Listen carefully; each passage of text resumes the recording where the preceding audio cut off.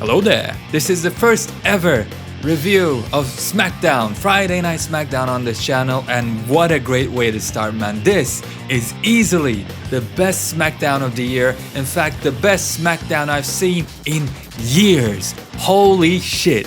Man, the last time I felt this excited about anything wrestling related was SummerSlam. Just like in the last Raw review, I was saying like, okay, the weekly shows have been good at first, but nowadays, in the last couple of weeks, they've been so stale. I mean, sure, they're not bad, but nothing big is happening. Well, Triple H said, shut up and just watch. Because this season premiere of SmackDown was everything that I could have asked for and then some. The show itself was awesome. And it gave so many new storylines to us, so many new things to look forward to. The show ended in such a way that I was excited for Extreme Rules. This is a pay-per-view that I've not been excited for the past 10 years. I don't think I've ever been excited for Extreme Rules, in other words. Mr. Triple W, because all he does is win and win and win. God damn, he made me excited about Extreme Rules. Well, of course, Gunther and Sheamus was also doing a lot of heavy lifting there, but wow. I mean, like, let's talk about everything we can possibly talk about when it comes to this show. Let's go to the review room and let's start looking at the images. First of all, we got Triple H here opening up the show with the Bow Down to the King theme song. I mean, what else can you ask for? You know, he's hyping up the people. Welcome to SmackDown. Welcome to the season premiere. It was obvious. Like, all these episodes until this one was like kind of a build-up. Like, we have a lot of heavy hitters that we're just keeping on hand, on the deck. And yeah, these couple of shows, maybe this whole month will go a little dry. It's not much is gonna happen in any Raw or SmackDown, but just wait till the season premiere. Like, this felt like a go-home show, like a legit go-home show. And I don't remember again watching a legit go-home show for so long now. I forgot that wrestling can be this exciting. Thank you again, Mr. Vanilla Man. I'm glad that you like Vanilla, because it seems that me, and I assume a lot of you, also really enjoy Vanilla. I mean, there's 72 images, so let's just get down to the nitty-gritty here. He cuts the promo and he gets interrupted by the triple chief, the tribal chief, and the bloodline. But the thing is, then he just magically disappears from the ring. Like, at least he could have given us a little bit of an interaction, a little bit of something, but no. Triple H gets interrupted, kind of, and then disappears. And I like it because it was, holy shit, are they gonna interact? That's the part I like. And then just Triple H disappears. Like, we don't even see him walk off, I think, right?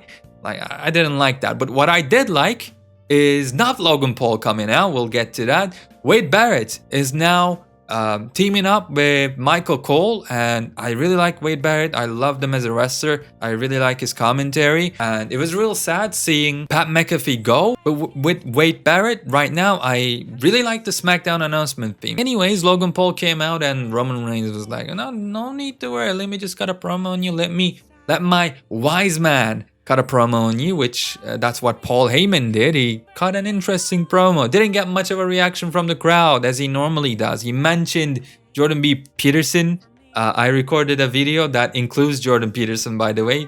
Coincidentally enough, I just finished editing it, and it will be on the channel sometime. I'm not gonna give an exact time, but it's a super cool video. Worked super hard on it. I think you guys are gonna love it. Regardless, he name dropped Ben Shapiro for some reason. Ben Shapiro to fight Roman Reigns. I mean, it's not even the same. Anyways, Andrew Tate, which I wouldn't, be against seeing Andrew Tate in the WWE. He'd be like the greatest heel of all time, honestly. I mean, he pretty much, that's what he's doing, right? Playing a character on the internet anyway, so just do it. But all of that aside, Logan Paul didn't cut a promo here. I mean, when he talks for a long time anyways, he gets wadded all the time, booed all the time, and he's not that great of a promo. He's not bad by any means, but he's not great either. So it's good that he just said a couple of things, and he just talked to Jey Uso here, trying to, put some seeds in between Roman Reigns and Jey Uso once again.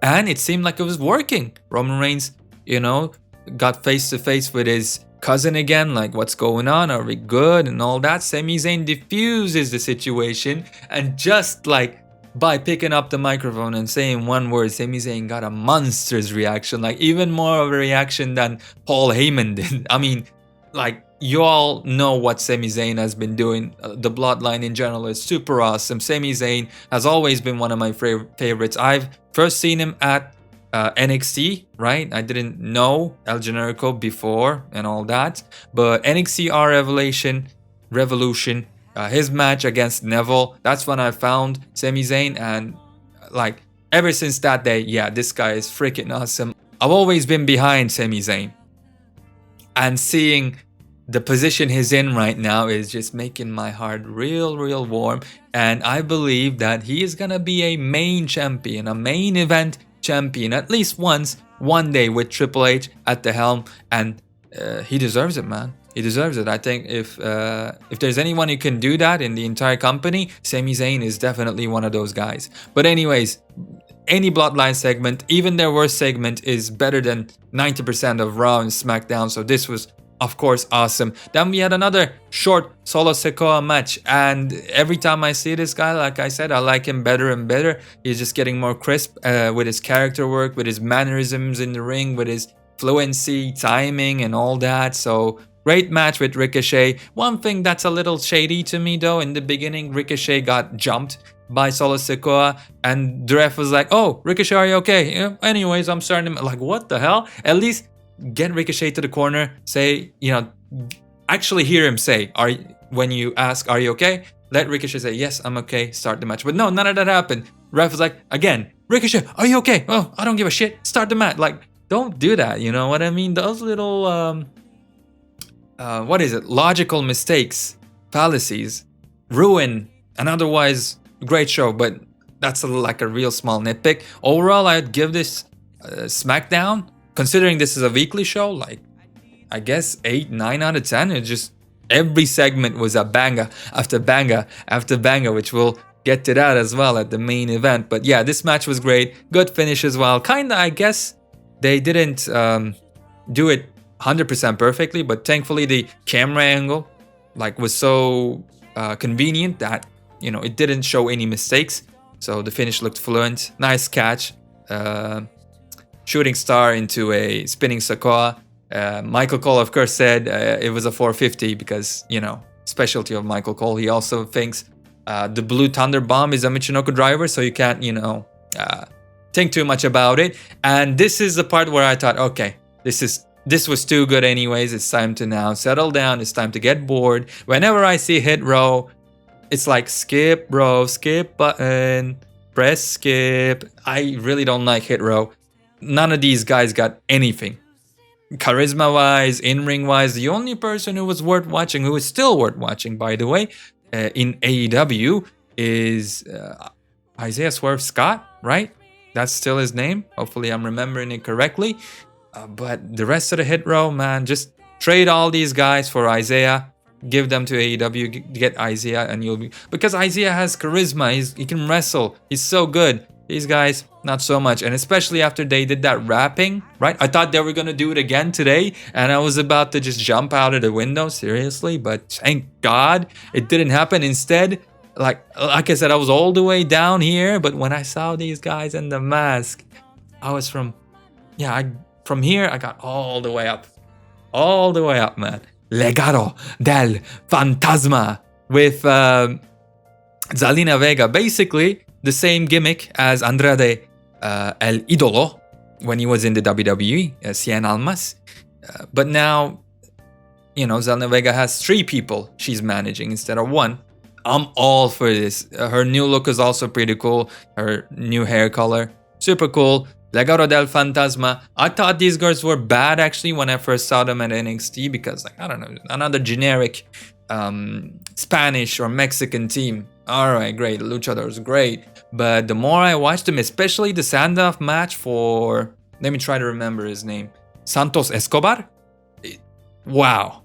I'm so impressed by Santos Escobar especially, and I like the other 2 guys as well, and I've just become a big fan of Legado del Fantasma, and I can't wait to sing their theme in like a big pay-per-view, like Legado del If I'm in the arena, doesn't matter. If I'm at home, I'm definitely singing Legado. Love these three. Definitely great things to come for these three. And like, we needed people like this. We still do. And so seeing young people here with full of potential, so good. Yeah. And I mean, like, we still only good Hispanic superstar who shows that he's Hispanic is Rey Mysterio, right? We tried Alberto Del Rio. He's in jail now, I think. We tried Sin Cara. Do I need to tell you how that turned out? And like a bunch of other Mexican Calisto, and none of them work. But now with Santos Escobar and the rest of Legado del Fantasma, I think we got a beautiful Andrade El Idolo. We tried him as well. None of them work. But this guy knows the WWE style. This guy has a good character. I think he's cool. His theme song is cool. His moveset is cool. And most importantly, he can speak English properly as well. I think that was and still is easily the biggest thing holding Andrade El Idolo down in the United States. And basically, you can't understand the guy. You can't cut a promo. So that's like, you know, cuts 50% of your potential, I feel. But yeah, super happy about this segment. Like I said, I was all the way down here. I went all the way up here. Santos Escobar, Legado el Fantasma. It's, yeah. My brain is failing me, but doesn't matter. Awesome. For me, maybe the segment of the night. And yeah, a debut that I'm happy to see. Happiest I've been to see a debut in a while, let's put it that way. Then we had a short tag team match, emphasis on short. This is definitely a match that was supposed to be short, and I'm glad it was that way. It was Shotzi Blackheart, Raquel Gonzalez, Rodriguez, one of those two. Lots of Hispanic names I'm noticing. Versus Xia Li and Sonya Deville. Short match. I mean, this didn't feel too different. Okay. They decided to put the White Rabbit in. Also, we got a quick teaser for White Rabbit. Obviously, the secret is going to be out tomorrow. So, I mean, that's another reason to just tune in to Extreme Rules. Really well managed. With like what they have in their hands, they are marketing it. They're making us excited for it with best they've got. They're literally trying the best they can possibly do, which I really, really do appreciate. But yeah, this match, nothing really to talk about. This felt like another Aliyah and Raquel Rodriguez match, honestly. Shotzi didn't contribute much. And if you watch Raquel Rodriguez in NXT, you know she's definitely going to win a championship. All the championships, for sure. Just a matter of time. Yeah, she's a star, looks like a star. And fights like a star. So, yeah. She did her big move, Chingado Bomb, or something else. And then we had Karrion Kross come in with his entrance. And we had the cool camera shot with Drew McIntyre rising up from behind him. And I will ride. Imagine the next week, SmackDown starts with that theme song. I would lose it, man. That would be so awesome. Like, I would literally just... You see behind me, right? This is empty right now. I would put a table here. I'd light up candles and basically dedicate a shrine to Mr. Paul Levesque, Triple H, the Vanilla Man. And yeah, it would be full of like vanilla ice cream, the shrine. Yeah, wow. Anyways, this was good. I was really underwhelmed by everything these two did. The promos from Drew McIntyre were okay. Karrion Kross promos were not good. Their segments were not good, but this was by far the best thing they've ever done. The strap match is hitting the hell out of Drew McIntyre. Awesome. Loved every second of this segment as well. And a great way to set up the match now. You gave a lot of motivation to Drew McIntyre, but that's interesting as well. He got his ass whooped here. So is he going to win in the pay-per-view? Because if he does, this is the first big match, the first pay-per-view match of Karrion Kross. And that usually doesn't tend to happen, you know? When you go on your first pay-per-view match, you don't lose. So I don't know what they're going to do with this. But anyways, great segment. Yeah, can't say much else than that. Then we got the tag team match. The Usos with Sami Zayn, the honorary Us, and Kofi Kingston, Xavier Woods with their mystery tag team partner being the Jobber. of the year, Braun Strowman. Thank God Chad Gable wasn't here, because then he would have definitely lost the match. But they beat the Usos, because Sami Zayn and Jey Uso, they're just like really entangled with each other now. Everything is going crazy. The bloodline is showing some weaknesses in its foundation. And yeah, the WrestleMania show, the WrestleMania Hollywood show, is coming real close. So maybe this is just the start of something catastrophic. How do you pronounce it in English? I'm not too sure. Apocalyptic for not the Judgment Day, but the bloodline. This might be where we look at like months from now. This is where it started. This is where it all started to really go wrong. Like, I can honestly see that happening. Yeah, we'll see what happens. Logan Paul planted the seeds, and the seed is growing. Obviously, he's not going to win at all, but at WrestleMania, whoever Roman Reigns goes against, something like this might cost him the match. We'll see. But anyways, it was a nice match. It was a short match. Braun Strowman didn't look like a jobber in this match. He didn't take a body slam, for example. Thank God. I mean, again, I don't even understand why they made Chad Gable look that strong. Why they made Otis body slam Braun Strowman in his returning week. Like, what are you doing? Was hast du gemacht, man? Qu'est-ce que tu fais? Whatever. Okay, anyways, we go on to the main event. And I thought for the longest time that these guys couldn't do it for the second time. I mean, their first match was great. Can they really capture this, capture my attention for the second time? Then I forgot that Walter, Gunther, the Ring General, and Sheamus is in this match. These are the two that is having the match. I mean, Walter, I went to WXW Academy just because the head coach was Walter. That's how much I've admired this guy for years now. He's definitely the best pro wrestler in the world. Like, as far as like the classical pro wrestling that comes to mind when we say pro wrestler, that's Walter right now. That's Gunther, number one for sure. Yeah, absolutely fucking amazing. I don't want to swear too much, but when I'm passionate about it, and this match is something I'm passionate about, I can't help myself. Gunther and Sheamus, amazing. This looked like a fight, and this is what pro wrestling is to me. This is it, man. This is exactly it. It looks like a fight. It looks like a struggle. It looks real, and you can suspend your disbelief so much easier. And look at just listen to the reactions. If you didn't watch this match, just find some way to watch it and just listen to the people's reactions. There were no Canadian destroyers in this match. There were no like crazy moves from the top rope, only like a splash. And look at the reaction that the people gave. And you can go back and look at the match between Gunther and Shinsuke Nakamura. When is the last time you ever heard that loud of a reaction for Shinsuke Nakamura? These guys know what they're doing. These guys know about psychology, know how to wrestle without fucking killing themselves.